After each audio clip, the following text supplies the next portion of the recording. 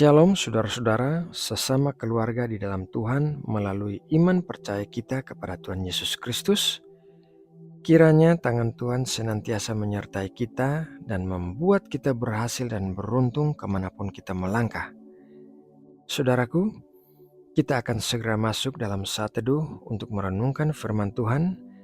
Jadi mari kita sama-sama berdoa untuk mempersiapkan hati kita. Tuhan Allah kami, sumber damai sejahtera dan pengharapan kami yang kekal, kami mengucap syukur atas segala kebaikan-Mu yang kami alami di sepanjang hidup kami. Kami mengucap syukur atas perlindungan-Mu di sepanjang malam saat kami tidur, sehingga pagi ini kami bisa bangun dalam keadaan yang sehat dan baik. Bapa, sebelum kami bersatu teduh, kami mau mendukung saudara-saudara terkasih kami dalam doa syafaat. Engkau mengetahui keadaan setiap anak-anak-Mu dan apa yang mereka butuhkan saat ini. Kami berdoa memohon kesembuhan bagi yang sedang sakit, kami memohon kekuatan bagi yang sedang lemah, penghiburan bagi yang sedang berduka cita, kasih bagi yang sedang kesepian, dan pemulihan bagi yang sedang mengalami luka-luka hati. Engkau Allah yang mengasihi dan melindungi kami, Engkau begitu besar dan penuh kuasa. Kami berdoa bagi jalan keluar untuk setiap masalah yang sedang dihadapi oleh saudara-saudara kami, baik itu dalam masalah pekerjaan, keuangan, keluarga, pernikahan, anak-anak maupun pelayanan. Kami percaya campur tangan-Mu akan membuat perbedaan dalam hidup kami. Terima kasih ya Bapa. Saat ini kami sudah siap untuk memulai saat teduh. Berkatilah kami dengan kebenaran-kebenaran firman-Mu, dan berikanlah kami hati yang bisa mengerti akan apa yang kami dengarkan. Terima kasih Bapa atas kasih karunia dan kesetiaan-Mu di sepanjang hidup kami. Dalam nama Tuhan Yesus Kristus, kami berdoa dan mengucap syukur. Amin. Saudara yang terkasih di dalam Tuhan Yesus Kristus, penolakan adalah sebuah hal serius yang banyak dialami manusia. Mulai dari anak kecil hingga orang tua bisa mengalami penolakan dari orang lain. Penolakan bisa melukai sesama manusia secara emosional dan menimbulkan luka yang dalam serta akibat yang berkepanjangan.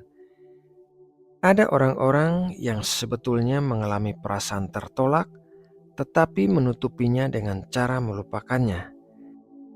Ada juga orang-orang yang mengalami penolakan, kemudian mengekspresikannya dengan menarik diri dari orang lain atau menolak orang lain juga. Ada juga orang-orang yang merasa tertolak, kemudian menutupinya dengan penampilan fisik yang sempurna dan penekanan pada materi. Banyak cara seseorang menangani penolakan yang diterimanya, namun semua cara itu adalah suatu bentuk pemberontakan atas apa yang terjadi kepadanya. Mari kita membaca sebuah ayat Alkitab dari kitab Kolose 1 ayat 21. Juga kamu yang dahulu hidup jauh dari Allah dan yang memusuhinya dalam hati dan pikiran seperti yang nyata dari perbuatanmu yang jahat. Akar masalah seseorang bisa memusuhi Allah dalam hati dan pikirannya. Salah satunya adalah karena penolakan yang diterimanya. Penolakan itu membuat ia tidak dapat mempercayai siapapun, termasuk Allah. Semakin orang berbuat baik kepadanya, semakin ia memusuhi orang itu. Hal ini disebabkan karena ia sudah terbiasa hidup dalam atmosfer penolakan, sehingga ia merasa nyaman di dalam penolakan itu. Jadi, saat orang berbuat baik kepadanya, ia akan merasa tidak nyaman dan melakukan tindakan-tindakan yang bisa membuat orang menjauhinya. Dengan demikian, ia bisa tetap tinggal di dalam lingkungan yang dikenalnya, yaitu lingkungan penolakan. Allah tidak ingin kita hidup dalam penolakan, sehingga kita menolak orang lain dan Allah yang ingin menunjukkan kasih-Nya kepada kita. Oleh karena itu, Allah melakukan tindakan untuk menarik kita mendekat kepadanya. Mari kita baca ayat selanjutnya dalam Kolose 1 ayat 22. Sekarang diperdamaikannya di dalam tubuh jasmani Kristus oleh kematiannya untuk menempatkan kamu kudus dan tak bercela dan tak bercacat di hadapannya.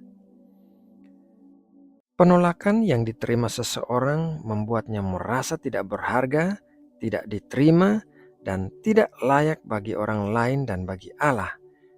Oleh sebab itu, Allah memberikan Tuhan Yesus Kristus untuk membebaskan kita dari semua rasa tidak berharga, tidak diterima, dan tidak layak tersebut. Melalui karya penebusan Kristus di atas kayu salib, kita dijadikan anak-anak Allah dan diterima di dalam keluarga Allah.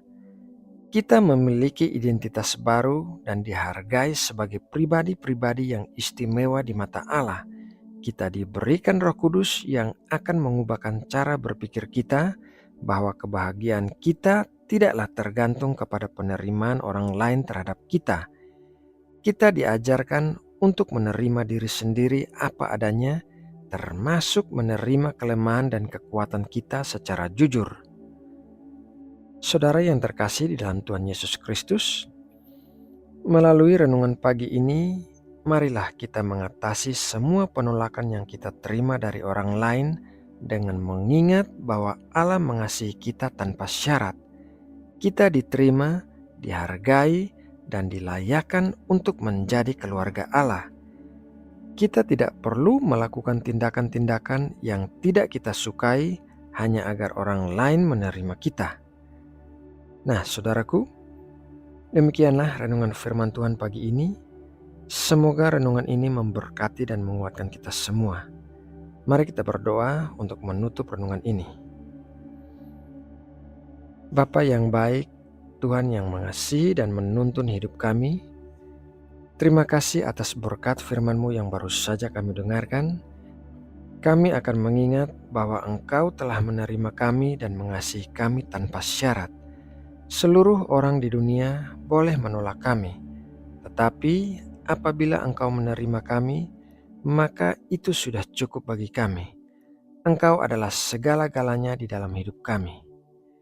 Bapa, sebentar lagi kami akan melakukan aktivitas kami. Kami berdoa memohon berkat-berkat dan pertolongan-Mu dalam segala sesuatu yang akan kami lakukan di sepanjang hari ini. Nyatakanlah kehendak-Mu bagi kami, agar kami bisa mengerti dan melakukannya dengan taat. Ya Bapa, kami juga mau mendoakan Indonesia. Kami berdoa agar Engkau memberkati dan melindungi negeri kami. Kiranya Engkau memberikan iklim dan cuaca yang baik, serta menjauhkan Indonesia dari bencana alam apapun. Berkatilah para pemimpin negeri ini dan para pembuat keputusan penting, sehingga mereka bisa mengambil tindakan-tindakan yang bijaksana untuk membawa negeri ini menjadi negara yang lebih kuat, maju, dan makmur. Terima kasih ya Bapa. Dalam nama Tuhan Yesus Kristus, kami berdoa dan mengucap syukur. Amin.